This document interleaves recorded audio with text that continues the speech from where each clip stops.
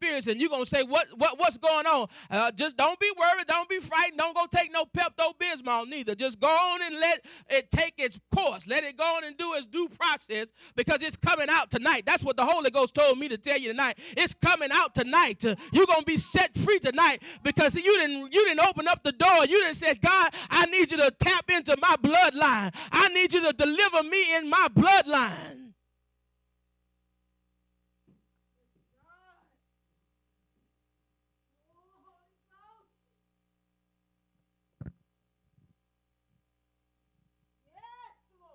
In 2 Kings chapter 13, go to 2 Kings chapter 13. And give me just a few more minutes. 2 Kings, I'm going to be out your way. 2 Kings.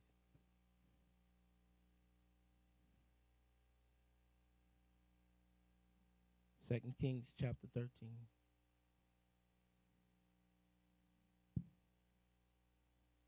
Second Kings chapter 13. Verse 23.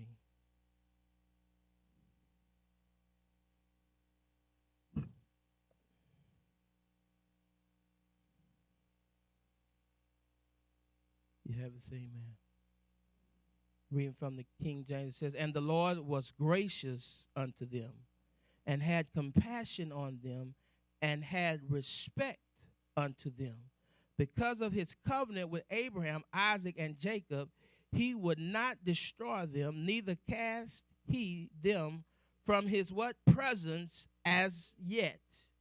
Now the Amplified says, but the Lord was gracious to them and had compassion on them and turned toward them because of his covenant with Abraham, Isaac, and Jacob, and would not destroy them or cast them from his presence yet.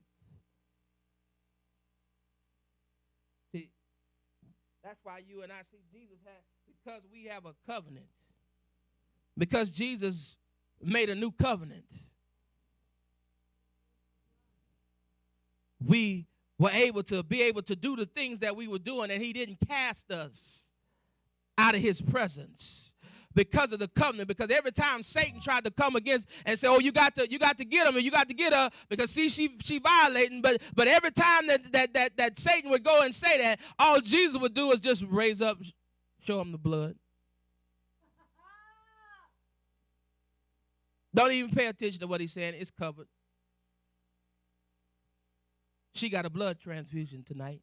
He got a blood transfusion tonight. It's covered under the blood.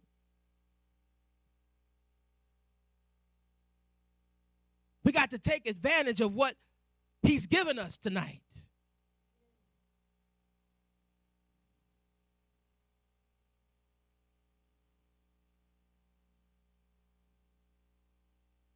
I'm coming to a close. The idea is that God's mercy, compassion, and pity are his covenant, are for his covenant people.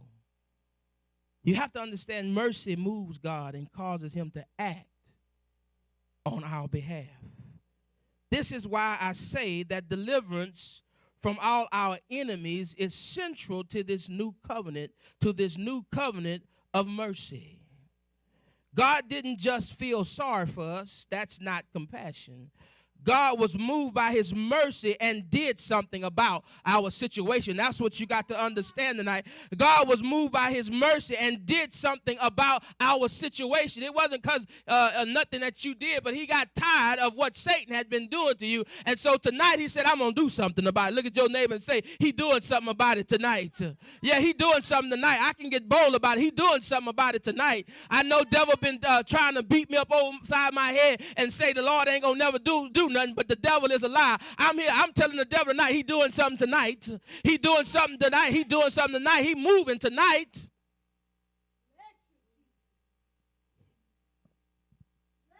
You've been talking all that noise, but he doing something tonight. I'm letting you know.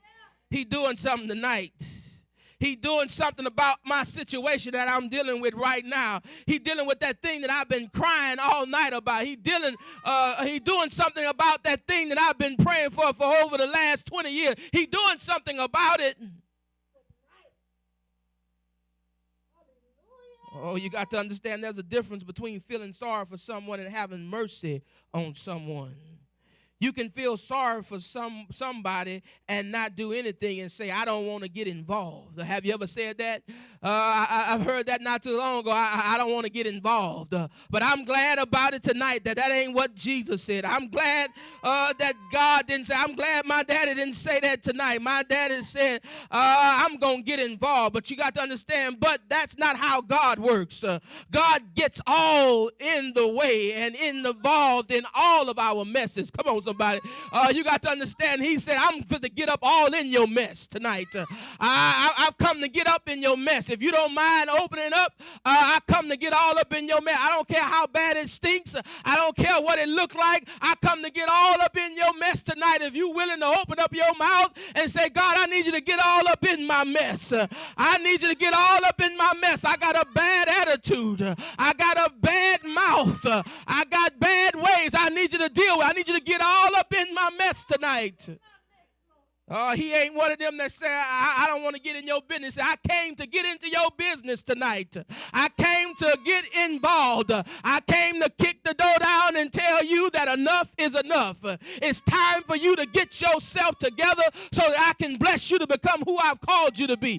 But I can't do all of that as long as you keep fighting me. But I'm here to tell you tonight that I came to get into your mess, and I ain't one of them that's talking about I ain't going to get involved. I came to get involved and get it all out tonight.